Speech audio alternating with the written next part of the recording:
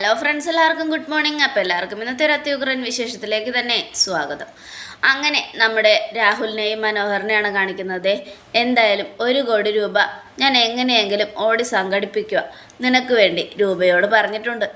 ഓടി ഓടി അവസാനം 1 കോടി ഓട്ടക്കാലനെ ആകരുത്. ആര് പറഞ്ഞു? നിനക്ക് തരാമെന്ന് പറഞ്ഞാൽ ഞാൻ തരും. എൻ്റെ പെങ്ങൾ എന്നെ പറ്റിക്കില്ല. ഉറപ്പായിട്ടും അവൾ എനിക്ക് ക്യാഷ് തന്നിരിക്കും. അതൊക്കെ എനിക്കും അറിയാം. പക്ഷേ നിങ്ങൾ കണ്ണടച്ച് വിശ്വസിക്കുകയാണല്ലോ നിങ്ങളുടെ പെങ്ങളെ. എന്നാലും സൂക്ഷിക്കണം. ഒന്ന് പോടാ, നിന്നേക്കാളും നല്ലവൾ തന്നെയാണ് എൻ്റെ രൂപ. അവൾ എന്നെ ചതിക്കില്ല. ഞാൻ എന്ത് പറഞ്ഞാലും അതനുസരിച്ചിട്ടേ ഉള്ളൂ. അല്ലാതെ എന്നെ ഇതുവരെ ഒരിക്കലും ഒരാളുടെ മുൻപിലും അപമാനിച്ചിട്ടുമില്ല. അത് കേട്ടതും ശരി ശരി, എന്തായാലും ഞാൻ സമ്മതിക്കാം. പക്ഷെ 1 കോടി രൂപ പോരാ, കുറഞ്ഞത് 3 കോടിയെങ്കിലും വേണം. എടാ, നിനക്കറിയാലോ എൻ്റെ അവസ്ഥയൊക്കെ. രൂപ സോണിയുടെയും കിരണിൻ്റെയൊക്കെ പേരിൽ എല്ലാം എഴുതി വെച്ചിരിക്കുക. അങ്ങനെയുള്ളപ്പോൾ എനിക്കിപ്പോൾ ഒന്നും കിട്ടില്ല എന്ന് എനിക്കറിയാം.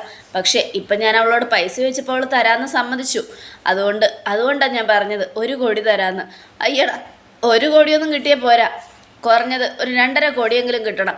നിങ്ങളുടെ മോള് കാരനെ ഞാൻ എന്തോരം തല്ലുകൊള്ളിട്ടുണ്ടെന്നറിയാമോ ആ കിരണിൻ്റെ കയ്യിൽ നിന്നും. വേറെ ഏതെങ്കിലും പെണ്ണ് കെട്ടിയാ ഉടനെ തല്ല.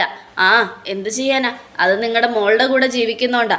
ഞാൻ വേറെ ആരെങ്കിലും കൂടെയാണ് ജീവിച്ചിരുന്നെങ്കിൽ ഇങ്ങനെയൊന്നും സംഭവിക്കില്ലായിരുന്നു. അത് കേട്ടതും എടാ, നീ എൻ്റെ മോളുടെ കൂടെ ജീവിച്ചാലും ഇടയിലൊന്ന് കെട്ടിയതല്ലേ? പിന്നെ എന്താ, കെട്ടിയതാണ്. പക്ഷെ എന്തൊക്കെയായാലും അങ്ങനെ കെട്ടിയെങ്കിലും അത് നിലനിന്നില്ലല്ലോ, പാതിയിലേ പോയില്ലേ. അവരുടെ കയ്യിൽ നിന്ന് എന്തെങ്കിലുമൊക്കെ ക്യാഷ് കിട്ടുന്നതിന് മുമ്പ് തന്നെ എല്ലാം തൊലച്ചില്ല തൻ്റെ മോളും കൂടെ. എല്ലാത്തിനും കാരണം നിങ്ങളുടെ അനന്തരവനാ ആ കിരൺ. അവൻ്റെ കയ്യിൽ നിന്ന് എനിക്ക് കിട്ടുന്ന അടിയേ അതിപ്പോഴും ഞാൻ മറന്നിട്ടില്ല. ഒരു 1.5 അടിയായിരുന്നു അത്. അടികൊണ്ട് എൻ്റെ ശരീരം മുഴുവനും പാടാ. എന്തിനാ ഞാനിതെല്ലാം സഹിച്ചത്? നിങ്ങളുടെ മോൾക്ക് വേണ്ടി. എന്നിട്ടും നിങ്ങൾക്കൊരു മനസാക്ഷിയില്ലല്ലോ.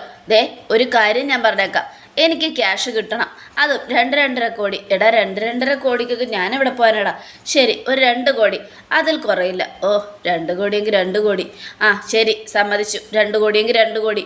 പക്ഷെ ക്യാഷായിട്ട് മതി, ചെക്കൊന്നും വേണ്ട. ശരി, ഞാൻ തരാം. രൂപ എനിക്ക് ഇന്ന് തന്നെ ക്യാഷ് തരാമെന്ന് പറഞ്ഞിട്ടുണ്ട്. അങ്ങനെ തന്നു കഴിഞ്ഞാൽ ഉടനെ ഞാൻ നിനക്ക് തന്നേക്കാം. അത് കേട്ടതും എന്നാൽ ശരി, എനിക്ക് കുഴപ്പമൊന്നുമില്ല. ഞാൻ ഒഴിഞ്ഞു പോവാം നിങ്ങളുടെ മോളുടെ ജീവിതത്തിൽ നിന്നും. പിന്നെ പറ്റിക്കാനാണ് ഉദ്ദേശമെങ്കിൽ അറിയാലോ ഈ മനോഹറിനെ കുറിച്ച്. ഞാൻ പറ്റിക്കൊന്നുമില്ല. പറ്റിക്കാനാണെങ്കിൽ നിന്നെ എന്നെ പറ്റിക്കായിരുന്നു. എന്നാൽ ശരി എന്നൊക്കെ പറഞ്ഞുകൊണ്ട് പറയണം. അത് കേട്ടത് രാഹുൽ അങ്ങ് പോയി, മനോഹറും പോയി. ഈ സമയം പിന്നീട് കാണിക്കുന്ന ബാലണ്ണനെയാണ്. ബാലണ്ണൻ ബ്യൂട്ടി പാർലറിൽ മസാജ് ചെയ്തുകൊണ്ടിരിക്കുക. എൻ്റെ പ്രകാശ, ഒന്നും പറയാനില്ലടാ, ഇത് എന്തൊരു സുഖമാ. ബാലണ്ണ, നിങ്ങളുടെ വായ ഇത്തിരി ശരിയാവാനുണ്ട്. വായും കൂടെ ശരിയായ നിങ്ങളെ ഞാൻ എൻ്റെ കൂടെ നിർത്തും. ഇതുപോലെ നിങ്ങളുടെ മുഖം മാത്രമല്ല, തല മസാജ് ചെയ്യും, ഫേഷ്യൽ ചെയ്യും. ആകെ മൊത്തത്തിൽ നിങ്ങളെ ഞാനൊരു സുന്ദരനാക്കി മാറ്റിയെടുക്കും. പക്ഷേ നിങ്ങളുടെ വായും കൂടെ ശരിയാവാനുണ്ട്. ഏത് നേരവും ആ മിണ്ടാത്തവളെ പുകഴ്ത്തിക്കൊണ്ടിരിക്കുമല്ലേ നിങ്ങൾ. അതുകൊണ്ട് അത് നിർത്തിയ നിങ്ങളെ ഞാൻ നോക്കും എന്നൊക്കെ പ്രകാശം പറയുകയാണ്. ഈ സമയം ബാലണ്ണ ഒന്നും മിണ്ടാതിരിക്കുക. എടാ പ്രകാശ, നീ ഇപ്പോൾ കാർത്തിക മോളുടെ അമ്മയുമായിട്ട് പ്രേമത്തിലാണല്ലോ. അവരുമായിട്ടുള്ള കല്യാണം കഴിഞ്ഞാൽ നീ അങ്ങ് വെളിയിലേക്ക് പോകില്ലേ, ചെന്നൈക്കോ അമേരിക്കയ്ക്കോ ഒക്കെ. അങ്ങനെ പോയി കഴിഞ്ഞാൽ പിന്നെ ആരാടാ എനിക്കുള്ളത്? അത് കേട്ടതും എൻ്റെ ബാലണ്ണ, ഞാൻ പോയ എന്നേക്കുമായിട്ട് അവിടെ നിൽക്കുമൊന്നുമില്ല. എനിക്ക് എൻ്റെ നാട് തന്നെയാണ് വലുത്. അതുകൊണ്ട് ഇങ്ങോട്ട് തന്നെ തിരിച്ചു വരും. ബാലണ്ണ പേടിക്കൊന്നും വേണ്ട എന്നൊക്കെ പറയണം. അത് കേട്ടതും അങ്ങനെയാണെങ്കിൽ കുഴപ്പമില്ല. അപ്പം ബൈജു അങ്ങോട്ട് വരിക. ഇതാര്? ബാലണ്ണനോ? ഇതെന്താ ബാലണ്ണ പതിവില്ലാതെ മസാജൊക്കെ ചെയ്യുന്നത്? എന്തു പറ്റി? എന്താടാ, ബാലണ്ണന് മസാജ് ചെയ്യാൻ പാടില്ലേ എന്നും ഒരു പരിചയമുള്ള ശബ്ദം. അത് കേട്ടതും ബൈജു, ഇത് ആരത്? എവിടെയോ കേട്ടിട്ടുണ്ടല്ലോ ഈ ശബ്ദം, നല്ല പരിചയമുള്ള ശബ്ദം. എൻ്റെ ബൈജു, അത് വേറെ ആരുമല്ല, പ്രകാശനാ. ഉമ്മയുടെ പ്രകാശനോ? ഇതെന്താ അടുക്കള ചുവരിന് പെയിൻ്റ് അടിച്ച പോലെ എന്നും പ്രകാശനോട് ചോദിക്കടാടാ, നീ കളിയാക്കൊന്നും വേണ്ട. ഇതേ അടുക്കള ചുവരിന് പെയിൻ്റ് അടിച്ചൊന്നും അല്ല, എൻ്റെ മുഖത്ത് ഫേഷ്യൽ ചെയ്തിരിക്കുന്നതാ. അങ്ങനെ ഞാൻ കരുതി അടുക്കള ചുവരിന് പെയിൻ്റ് അടിച്ചതാന്ന്. എന്തായാലും പ്രകാശ, ഇതൊക്കെ എന്താ പ്രകാശ? അപ്പം നമ്മുടെ ബാലന്, എടാ ബൈജു, കാർത്തികമ്മളുടെ അമ്മയുമായിട്ട് പ്രകാശനിപ്പോൾ പ്രേമത്തിലാടാ. അതുകൊണ്ട് മുഖമൊക്കെ ഒന്ന് മിനുക്കുക. അപ്പം ബൈജു വീണ്ടും ചിരിക്കാൻ തുടങ്ങി, കളിയാക്കി. കാർത്തികമ്മളുടെ അമ്മയായിട്ട് പ്രകാശൻ, എനിക്ക് വയ്യ എന്നൊക്കെ പറഞ്ഞുകൊണ്ട് നമ്മുടെ ബൈജുവിനെ കളിയാക്കുവാടാ. കളിയാക്കൊന്നും വേണ്ട, എനിക്ക് ഈ വയസ്സിലെങ്കിലും ഒരു ഭാഗ്യം കിട്ടി. എന്നാൽ നിനക്കതുണ്ടോടാ? എന്തായാലും ദേ ആ മിണ്ടാത്തവളും നീയും ഒക്കെ കല്യാണം. അത് കേട്ടത് ബൈജുന് ദേഷ്യം വന്നു. അതെ, കല്യാണി ഇപ്പം മിണ്ടാത്തവളൊന്നുമല്ല, ഓക്ക് നന്നായിട്ട് സംസാരിക്കാൻ കഴിയും. കല്യാണി ഇപ്പോൾ നല്ല അന്തസ്സായിട്ട് തന്നെ സംസാരിക്കുന്നത്. അത് കണ്ടാലേ ഞങ്ങൾക്കൊക്കെ കേട്ടിരിക്കാൻ തോന്നും. അത്രയ്ക്ക് നല്ല വാക്കുകളാണ് കല്യാണി സംസാരിക്കുന്നത്, മനസ്സിലായല്ലോ? അതുകൊണ്ട് ഇനി കല്യാണിയെ മിണ്ടാത്തവളെന്ന് പറയരുത്. എടാ, അവൾക്ക് ശബ്ദം കിട്ടിയാലും ഇല്ലെങ്കിലും എൻ്റെ മനസ്സിൽ അവൾ മിണ്ടാത്തവൾ തന്നെയാടാ. അതുകൊണ്ട് ഞാൻ അങ്ങനെ പറയും. എന്തൊക്കെ സംഭവിച്ചാലും അവൾ മിണ്ടാത്തവളാ. മിണ്ടാട്ടോ ഇല്ലാത്തവൾ എന്നൊക്കെ പറഞ്ഞുകൊണ്ട് നമ്മുടെ പ്രകാശനെ ഇങ്ങനെ ഇതാക്കുക. അപ്പോൾ ബാലണ്ണന് ഭയങ്കര സങ്കടം വന്നു. ഈശ്വര, കല്യാണി മോള് പാവുക എന്നൊക്കെ ആലോചിച്ചുകൊണ്ട് ബാലണ്ണൻ ഇങ്ങനെ ഇരിക്കുക. ഈ സമയം എടാ ബൈജു, ഞാനൊരു കാര്യം പറയാം. ദേ, എന്തൊക്കെയായാലും നിൻ്റെ കല്യാണിയുടെയും കിരണളിയൻ്റെയും കൂടെ നടന്ന് നിൻ്റെ ജീവിതം നീ പാഴാക്കരുത്. എങ്ങനെയെങ്കിലും നീ എൻ്റെ കൂടെ വാ. എൻ്റെ കൂടെ വന്നാൽ നിന്നെ ഞാൻ നല്ല അന്തസ്സായിട്ട് നോക്കാം. നിനക്ക് നല്ല ജോലിയും തരാം. വേണമെങ്കിൽ ഫേഷ്യൽ ചെയ്തോ. അത് കേട്ടതും അയ്യാടാ, അതെ, കല്യാണിയുടെയും കിരണാളിയൻ്റെയും കൂടെ ജീവിക്കുന്നത് തന്നെയാണ് എൻ്റെ സന്തോഷം. എനിക്കിപ്പോഴേ സന്തോഷത്തിന് ഒരു കുറവുമില്ല. നിങ്ങൾ പറഞ്ഞല്ലോ ഫേഷ്യൽ ചെയ്തോളാൻ. ഇത് തൻ്റെ ബ്യൂട്ടി പാർലറൊന്നും അല്ലല്ലോ. ഞാനിവിടെ ചിലപ്പോൾ ഫേഷ്യൽ ചെയ്യും, ചെയ്യാതിരിക്കും. പിന്നെ ഫേഷ്യൽ ചെയ്യാനും മസാജ് ചെയ്യാനൊക്കെ ഉള്ള പൈസ എൻ്റെ കയ്യിലുണ്ട്. എൻ്റെ കിരണാളിയൻ എനിക്ക് തരുന്നുണ്ട്. അതുകൊണ്ട് തൻ്റെ ഔദാര്യം എനിക്ക് ആവശ്യമില്ല, മനസ്സിലായല്ലോ? തൻ്റെ കാശേ താൻ തന്നെ പോക്കറ്റിൽ വെച്ചോ, ഇല്ലെങ്കിൽ തൻ്റെ മോനെ കൊണ്ടുവന്ന് ഫേഷ്യൽ ചെയ്യിക്ക്. അതായിരിക്കും നല്ലത്. എൻ്റെ കിരണാളിയനെയും കല്യാണിയെയും എന്തെങ്കിലും പറഞ്ഞാലുണ്ടല്ലോ എൻ്റെ സ്വഭാവം മാറും. ഒന്ന് പോടാ. ഒരുപാട് അഹങ്കരിക്കാതെ. ഞെട്ടറ്റാലേ കടക്കേല. അവസാനം നീ വന്ന് വീഴും. കണ്ടോ, കിരണിൻ്റെയും കല്യാണിയുടെയും ഒരു ആശ്രയവും ഇല്ലാതെ നിനക്ക് ജീവിക്കാൻ പറ്റാതാവും. അങ്ങനെയുള്ള കാര്യങ്ങളൊക്കെ നിനക്ക് സംഭവിക്കും. സാരമില്ല, അങ്ങനെ വന്നാൽ ഞാനത് സഹിച്ചോളാം. എന്നാലും നിങ്ങളുടെ അടുത്ത് ഞാൻ എന്തായാലും പിച്ചെടുക്കാൻ വരില്ല. എന്താ പോരെ? അത് കേട്ടതും പ്രകാശൻ, നീ എന്താ കളിയാക്കുന്നോ? നീ കണ്ടോടാ, ഞാനും എൻ്റെ കാർത്തിക മോളുടെ അമ്മയും കൂടെ സുഖമായിട്ട് ജീവിക്കുമ്പോൾ ദീപയുടെയും കല്യാണിയുടെയൊക്കെ അവസ്ഥ ആകെ തകരാറിലാവും. അത് കേട്ടതും ബാലണ്ണൻ, ഈശ്വര, അങ്ങനെ ഒരു അവസ്ഥ ഇവനാണ് ഉണ്ടാവേണ്ടത്. ഇവന് മാത്രം. കാരണം ഞാൻ ഇവൻ്റെ ഡ്രൈവറാ. ഇവനാണ് എനിക്കിപ്പോൾ ശമ്പളം തരുന്നത്. പക്ഷേ ഇവനിപ്പോൾ ഒരുപാട് അഹങ്കാരമുണ്ട് ഭഗവാനെ. ആ അഹങ്കാരം മാറ്റിക്കൊടുക്കണം. അവൻ്റെ ഈ അഹങ്കാരം അത് അവസാനിപ്പിച്ചാലേ ഇവൻ നന്നാവൂ. അതിന് ഇവനെ എട്ട് കെട്ടിപ്പൂട്ടി ഞെട്ടറ്റ കടക്കയിലോട്ട് തന്നെ ഇടണം. അത് കേട്ടതും കടക്കലിലോട്ട് തന്നെ ഇടണമെന്നിങ്ങനെ ബാലണ്ണൻ ആലോചിച്ചുകൊണ്ടിരിക്കുമ്പോൾ അഹങ്കാരം കണ്ടില്ലേ അവൻ്റെ ഒരു അഹങ്കാരം. എന്ത് ചെയ്യാനാ, ആകെ മൊത്തത്തിൽ അവനിപ്പോൾ ഭയങ്കര അഹങ്കാരമാണ്. ബൈജുവിന് ഒരു പണിക്കും പോയില്ല, വെറുതെ ഇരുന്ന് തിന്നുമല്ലേ. എന്നിട്ട് അവൻ എന്നെ വെല്ലുവിളിക്കുന്നത്. എന്തായാലും എൻ്റെ കല്യാണമെന്ന് കഴിഞ്ഞോട്ടെ, എന്നെ വെല്ലുവിളിച്ചവരെയൊക്കെ ഞാൻ തിരിച്ച് വെല്ലുവിളിക്കും. കല്യാണം കഴിയാൻ കാത്തിരിക്കുമോ ഞാൻ എന്നൊക്കെ ആലോചിച്ചുകൊണ്ട് നമ്മുടെ പ്രകാശൻ ഇങ്ങനെ ഇരിക്കുവാണ്. ഈ സമയം പിന്നീട് കാണിക്കുന്നത് മനോഹറിനെയാണ്. മനോഹറാണെങ്കിൽ സനലിനെയും കാത്ത് നിൽക്കും. അപ്പോൾ സനൽ വന്നു. എന്താടാ, എന്താ നീ എന്നോട് വരാൻ പറഞ്ഞേ? ഒന്നുമില്ലടാ, ഞാൻ നിന്നോടൊരു അത്യാവശ്യ കാര്യം പറയാൻ വേണ്ടി. എന്താണെങ്കിലും പറ. അതെ, ആ ബഗാസുരൻ എന്നെ കാണാൻ വിളിച്ചായിരുന്നു. എന്തിന്? അവൻ എനിക്കൊരു എത്രയാ, ഒരു 2 കോടി രൂപ തരാമെന്ന് പറഞ്ഞിട്ടുണ്ട്. 2 കോടിയോ? മച്ചാനെ കോളടിച്ചല്ലോ. കോളൊക്കെ അടിച്ചു. പക്ഷേ അയാൾ പറഞ്ഞതുകൊണ്ട് അത്ര വിശ്വാസമില്ല. അത് തന്നെയാണ് എൻ്റെയും പേടി. ബഗാസുരനല്ലേ തരുന്നേ. അപ്പോൾ കള്ളനോട്ടാണോ എന്ന് നന്നായിട്ട് ചെക്ക് ചെയ്യണം. കള്ളനോട്ടൊന്നും അയാൾ തരില്ല. കാരണം ഞാൻ അയാളുടെ മകളുടെ ജീവിതത്തിൽ നിന്ന് ഒഴിഞ്ഞു പോവേണ്ടത് അയാൾക്കിടെയും കൂടെ ആവശ്യമാണ്. അതുകൊണ്ട് എന്തായാലും പൈസ കിട്ടിക്കഴിഞ്ഞാൽ ഒരു 25 ലക്ഷം രൂപ ഞാൻ നിൻ്റെ കയ്യിലേക്ക് വെച്ച് തരും. 25 ലക്ഷമോ? എടാ, ഒരു 50എങ്കിലും താടാ. അയ്യടാ, ഈ കല്യാണമൊക്കെ കഴിച്ച് ഇത്രയും ബുദ്ധിമുട്ടിയത് ഞാനാ. അങ്ങനെയുള്ളപ്പോൾ നിനക്ക് 50 തന്നിട്ട് ഞാൻ എന്ത് ചെയ്യാനടാ? അത് കേട്ടതും ശരി 25എങ്കിൽ 25. പക്ഷേ എനിക്ക് ആകെ മൊത്തത്തിൽ ഒരു മനസ്സുമില്ലടാ. അതെന്താടാ? അല്ല, ആ കൊച്ചെന്നെ സ്വാധീനിച്ചുകൊണ്ടിരിക്കുക. ഏത് കൊച്ച്? അതിനിടയിൽ നീ വേറെ കൊച്ചിനെ പ്രേമിച്ചോ? ഞാൻ പറഞ്ഞത് എൻ്റെ മോളുടെ കാര്യമാണ്. അത് പിന്നെ ഇത്രയും നാളും നീ എത്ര പെണ്ണ് കെട്ടിയിട്ടും അവരൊക്കെ പിറന്നതിന് മുമ്പ് പോകുന്നതല്ലേ. ഇതിപ്പോൾ ഇവളുടെ കൂടെ മാത്രമല്ലേ കൊച്ചിൻ്റെ 28 കെട്ട് വരെ നിന്നത്. അതിൻ്റെ സങ്കടമാണ്. അതൊന്നും കാര്യമാക്കി എടുക്കണ്ട. അങ്ങനെ സിമ്പതി തോന്നുന്നതിന് മുമ്പ് എസ്കേപ്പ് ആയിക്കോ, ഇല്ലെങ്കിലേ പണി പാളും. അതേടാ, അത് തന്നെയാണ് ഞാനും ആലോചിക്കുന്നത്. എന്തായാലും ബഗാസുരൻ കാശ് തന്ന ഉടനെ ഞാൻ മുങ്ങും. നമുക്ക് പോവാം എന്നൊക്കെ പറഞ്ഞുകൊണ്ട് മനോഹർ ഇങ്ങനെ പോവുക. ഇതേ സമയം കിരണും കല്യാണിയും ചായ കുടിച്ചുകൊണ്ടിരിക്കുക. അപ്പോൾ ദീപക് അച്ചപ്പവും ബിസ്ക്കറ്റൊക്കെ കൊണ്ടുവന്ന് കൊടുക്കുന്ന സമയത്ത് ബൈജു ചിരിച്ചുകൊണ്ടേ വരിക. ബൈജുവിനെ കണ്ടതും ബൈജു ഭയങ്കര സന്തോഷത്തിലാണല്ലോ. ഇതെന്താ ബൈജു ഇത്രയും സന്തോഷം? എന്തു പറ്റി? അതെ, ഞാൻ ഇവിടുന്ന് പോയപ്പോൾ ഓ ആ പ്രകാശൻ്റെ കാര്യമൊക്കെ ഓർത്തോണ്ട് ഇങ്ങനെ പോകുമായിരുന്നു. പോകുന്ന വഴി മുഴുവനും ചിരിച്ചു. ചിരിച്ച് അവസാനം ബ്യൂട്ടി പാർലറിലെത്തിയപ്പോൾ അവിടെ ഇരിക്കുന്നു പ്രകാശൻ. അയാൾ അവിടെയും വന്നോ? അതെ, വെറുതെ വന്നൊന്നല്ല ദീപേച്ചിയെ. അയാൾ വന്നത് മുഖം എനിക്ക് സുന്ദരനാവാനാ. അത് കണ്ട് എനിക്ക് ചിരി വന്നിട്ട് ഒരു രക്ഷയുണ്ടായില്ല. അയാൾ ഫേഷ്യൽ ചെയ്യാൻ വന്നാണോ ബൈജു?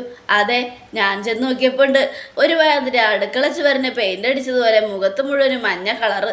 മഞ്ഞ ഫേഷ്യൽ ചെയ്തിട്ട് നല്ല ചേർച്ച ഉണ്ടായിരുന്നു കറുത്ത പ്രകാശന്. മഞ്ഞ ഫേഷ്യൽ. അത് കേട്ടതും ചെയ്യട്ടെ, അയാൾ മുഖം ഭംഗിയാക്കട്ടെ. അവസാനം അയാൾ എല്ലാം നഷ്ടപ്പെട്ട് അവിടെ ഇരുന്ന് കരയുന്നത് കാണണം. ദേവേച്ചിയെ, ഞാനൊരു കാര്യം പറഞ്ഞോട്ടെ. ഉറപ്പായിട്ടും പ്രകാശൻ ഈ കല്യാണത്തോടുകൂടെ അറ്റാക്ക് വരും എന്നുള്ള കാര്യം ഉറപ്പാ. അങ്ങനെ വന്നില്ലെങ്കിൽ ആ ഇതുണ്ടല്ലോ രാജപ്പണ്ണൻ, അയാൾ തന്നെ പ്രകാശൻ്റെ നെഞ്ചും കൂടി ഇടിച്ചു തകർത്തോളും. ഇല്ലെങ്കിലേ അത്ഭുതം. അത് കേട്ടതും നമ്മുടെ കല്യാണി, അതെ അത് ശരിയാ, ഈ കല്യാണം നടത്താൻ വേണ്ടി ലക്ഷങ്ങളാ രാജപ്പണ്ണൻ്റെ കയ്യിൽ നിന്ന് മേടിച്ചിരിക്കുന്നത്. അയാളെങ്ങാനും കാശ് തിരിച്ചു കൊടുത്തില്ലെങ്കിൽ തന്നെ സ്വരൂപം പുറത്തെടുക്കും.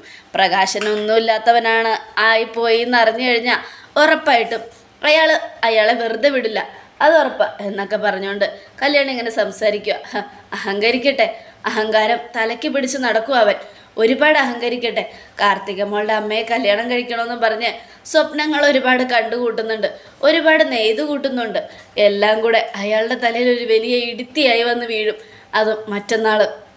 എന്തായാലും മുഖമൊക്കെ എനിക്ക് കല്യാണ ചെറുക്കനായിട്ട് കല്യാണ പന്തലിലേക്ക് വരുമ്പോൾ പെണ്ണില്ല. നല്ല രസമുള്ള കോമഡി ആയിരിക്കും എന്നൊക്കെ നമ്മുടെ കല്യാണിയും ദീപയും കൂടെ പറയുക. എന്നാലും കല്യാണം കഴിഞ്ഞ് ഡിവോഴ്സായ ഒരു മകൻ വീട്ടിലുണ്ടെന്ന് പോലും ചിന്തിക്കാതെ വയസ്സാം കാലത്ത് ഇയാൾക്ക് ഇത് എന്തിൻ്റെ കേടാ മോളെ? എനിക്കാണെങ്കിൽ ഇയാളുടെ കാര്യങ്ങൾ കേൾക്കുമ്പോൾ തലയ്ക്ക് ഭ്രാന്ത് പിടിക്കുക. സാരില്ലമ്മേ, അതൊന്നും കാര്യമായിട്ട് എടുക്കണ്ട. അയാൾ അനുഭവിക്കാൻ പോകുന്നതേ ഉള്ളൂ. അതുകൊണ്ട് അയാൾ ഇങ്ങനെയൊക്കെ ചെയ്യുന്നത്. എന്തായാലും ചെയ്തോട്ടെ, അമ്മ ധൈര്യമായിട്ടിരിക്കേ. എന്തൊക്കെ സംഭവിച്ചാലും പ്രകാശനെ ഇനി ഒരു രക്ഷയുമില്ല എന്നൊക്കെ പറഞ്ഞുകൊണ്ട് ബൈജുവും കിരണും കല്യാണിയൊക്കെ സംസാരിക്കുക. എൻ്റെയും കല്യാണിയുടെയും ജീവിതത്തിൽ അസുര വിത്തുകളെ പോലെ രണ്ടെണ്ണം വന്നു. ഒന്ന് ഇവളുടെ അച്ഛൻ, രണ്ടാമത്തത് എൻ്റെ അങ്കിള്. രണ്ടും ഒരേ റൂട്ടിലൂടെ സഞ്ചരിക്കുന്ന കൂട്ടരാ. അല്ല, ഞാനൊരു കാര്യം ചെയ്യിക്കിട്ടളിയാ. എന്താ? ആ പ്രകാശൻ അളിയൻ്റെ ആൻറ്റിയെയും അങ്കിളെയും കല്യാണത്തിന് വിളിച്ചിട്ടുണ്ടാവുമല്ലോ. മിക്കവാറും ഉണ്ടാവും. അങ്ങനെയാണെങ്കിൽ അവരുടെ മുൻപിലും പ്രകാശം നാണം കെടും, അതുറപ്പാ. ഇനിയിപ്പോൾ നാണം കെടുന്നതിനെ കുറിച്ച് പറഞ്ഞിട്ട് കാര്യമൊന്നുമില്ലല്ലോ. അയാൾ നാണം കെട്ട് കഴിഞ്ഞു മൊത്തത്തിൽ തന്നെ. എന്തായാലും അയാളുടെ കാര്യം ഇതോടുകൂടെ തീർന്നു എന്നൊക്കെ പറയുക. ഈ സമയം പിന്നീട് സരയുവിനെ കാണിക്കുന്നത്. സരയു ആണെങ്കിൽ ഭയങ്കര സങ്കടത്തിലാണ്. കുഞ്ഞാവയെ നോക്കി സങ്കടത്തിൽ ഇങ്ങനെ ഇരുന്ന് കരയുക. ഈശ്വര, എന്തൊരവസ്ഥയാണ് മോളെ എൻ്റേത്. നിനക്ക് സ്വന്തം അമ്മയായിട്ട് ഞാനുണ്ട്, എന്നാൽ എനിക്ക് സ്വന്തം അമ്മയായിട്ടുള്ളത് ഒരു തെരുവ് പെണ്ണാണല്ലോ. ഒരു പിച്ചക്കാരിയുടെ സ്ഥാനം പോലും കൊടുക്കാൻ കഴിയാത്തവളാണല്ലോ. അവളെൻ്റെ അമ്മയെന്ന് പറയാൻ പോലും എനിക്ക് നാണക്കേടാ. അപ്പുറത്തുള്ളവളുടെ മുൻപിൽ ഞാൻ വലിയ ആളായിരുന്നു. ഇനി അവളിതൊക്കെ അറിഞ്ഞാൽ എങ്ങനെ സഹിക്കും എന്നൊക്കെ ആലോചിച്ചുകൊണ്ട് സരയുൻ്റെ ഇരിപ്പ്. അപ്പോഴേക്കും മനോഹർ ഒരു ഈശ്വര, ഇവളെന്താ ഇങ്ങനെ ഇരിക്കുന്നേ? ഇനി ഇവളെല്ലാം അറിഞ്ഞിട്ടുള്ള ഇരിപ്പാണോ? ആ ഇരിപ്പ് കണ്ടിട്ടൊരു പന്തിയില്ലല്ലോ എന്നൊക്കെ ആലോചിച്ചുകൊണ്ട് മനോഹർ മോളൂ എന്നും പറഞ്ഞ് വിളിക്കുക. അത് കേട്ടത് സരയു ചാടി എഴുന്നേറ്റ് മനോഹറിനെ ഓടിപ്പോയി കെട്ടിപ്പിടിച്ച് പൊട്ടിക്കരയുക. മനുവേട്ടൻ്റെ അടുത്ത് നിൽക്കുമ്പോൾ മാത്രമാണ് എൻ്റെ മനസ്സിനൊരാശ്വാസം, സമാധാനം. അതെന്താ മോള് അങ്ങനെ പറഞ്ഞേ? അച്ഛൻ വഴക്ക് പറഞ്ഞോ? ഇല്ലെങ്കിൽ അമ്മ വഴക്ക് പറഞ്ഞോ? അവർ മോളെ വിഷമിപ്പിക്കുന്ന രീതിയിൽ എന്തെങ്കിലും ചെയ്തോ? അതൊന്നുമില്ല മനുവേട്ട, എനിക്ക് സങ്കടം സഹിക്കാൻ പറ്റുന്നില്ല. എൻ്റെ മനുവേട്ടനല്ലാതെ എനിക്ക് വേറെ ആരുമില്ല മനുവേട്ട. എൻ്റെ മനുവേട്ടൻ മാത്രമേ എനിക്കുള്ളൂ. എല്ലാം കൊണ്ടും എൻ്റെ മനുവേട്ടൻ എന്നെ കൈവിടരുത് മനുവേട്ട. ഈ നശിച്ച നാട്ടിൽ നിന്ന് നമുക്ക് എങ്ങോട്ടെങ്കിലും പോകാൻ മനുവേട്ട. അത് കേട്ടതും എന്താ മോളോ ഇത്? എന്തിപ്പോൾ പറ്റിയത്? ഇപ്പം പോകണ്ടെന്ന് ഞാൻ പറഞ്ഞില്ലേ, ഈ കുഞ്ഞിന് ശ്വാസം മുട്ടും. മോളെയും കൊണ്ട് പോയാൽ മോളിന് വയ്യാതെയാവും. അതുപോലെ തന്നെയാണ് മോളുടെ കാര്യവും. ആദ്യമായിട്ടല്ലേ ഫ്ലൈറ്റിൽ കയറാൻ പോകുന്നേ, അപ്പം മോക്കും വയ്യാതെയാവും. അങ്ങനെയൊന്നും സംഭവിക്കില്ല. മനുവേട്ടൻ വന്നാൽ മതി, നമുക്ക് ഈ നശിച്ച നാട്ടിൽ നിന്ന് പോവാം. അതെ, 2 കോടി ഇങ്ങ് വന്നോട്ടെ. 2 കോടിയോ? 2 കോടി ആരും പോ ഈശ്വര. അത് ബിസിനസ്സിൽ നിന്ന് ലാഭം കിട്ടുന്നതേ 2 കോടി ഇങ്ങോട്ട് അയച്ചുവിടാൻ ഞാൻ പറഞ്ഞിട്ടുണ്ട്. അത് വന്നാൽ ഉടനെ നമുക്ക് പോവാം. പിന്നെ ഇവിടെ ഒരു റിസോർട്ട് വാങ്ങാനാ എൻ്റെ തീരുമാനം. റിസോർട്ടോ? അതെന്തിനാ മനുവേട്ട? നമുക്ക് ഈ നശിച്ച നാട്ടിലേക്ക് തിരിച്ചു വരികയേ വേണ്ട. അതെങ്ങനെ ശരിയാവും മോളെ? ഇത് നമ്മുടെ നാടല്ലേ. ഇവിടേക്ക് വരാതെ പിന്നെ നമ്മളെവിടെ പോകാനാ? ഇവിടെ വരണം, എന്നിട്ട് ഇവിടെയുള്ള കാഴ്ചകളൊക്കെ ആസ്വദിക്കണം, ഒരു ടൂറ് പോലെ.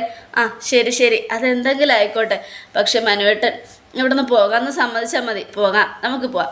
പിന്നെ ഇപ്പം വേണ്ട, അച്ഛനമ്മയെ വിട്ടിട്ട് നമ്മൾ പോയി എന്നുള്ള ചീത്തപ്പേര് മോക്ക് വരും, അതുകൊണ്ട് ഇപ്പം പോകണ്ട മോളെ എന്നൊക്കെ പറഞ്ഞ് ഉപദേശിക്കുക. ഈ സമയം ഈശ്വര 2 കോടി കിട്ടിയില്ലെങ്കിൽ എൻ്റെ കാര്യവും ഭ്രാന്ത് പിടിച്ച പോലെയാവും എന്നൊക്കെ ആലോചിച്ചുകൊണ്ട് മനോഹർ ഇങ്ങനെ നിൽക്കുക. ഈ സമയം പിന്നീട് കാണിക്കുന്നത് രാഹുലിനെയാണ്. രാഹുൽ രൂപയുടെ അടുത്തേക്ക് ചെല്ലുക.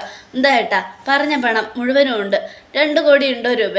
2 കോടിയല്ലേ ഏട്ടൻ ചോദിച്ചത്, അപ്പം പിന്നെ തരാതിരിക്കാൻ പറ്റില്ലല്ലോ, 2 കോടിയും ഉണ്ട് എന്നും രൂപ. അത് കേട്ടതും രാഹുലിന് ഭയങ്കര സന്തോഷമായി. മതി, ഇത്രയും മതി, ഇത് കൊടുത്താൽ മനോഹറിനെ ഒഴിവാക്കണം, അവൻ പോകും ഏട്ടാ. പോണമല്ലോ, പോയില്ലെങ്കിൽ അവനെ ഞാൻ വേറെ ആൾക്ക് കാശ് കൊടുത്ത് കൊല്ലും, അതുറപ്പാ. അവൻ പോയി കഴിയുമ്പോൾ സരയുവിൻ്റെ കാര്യം കഷ്ടം.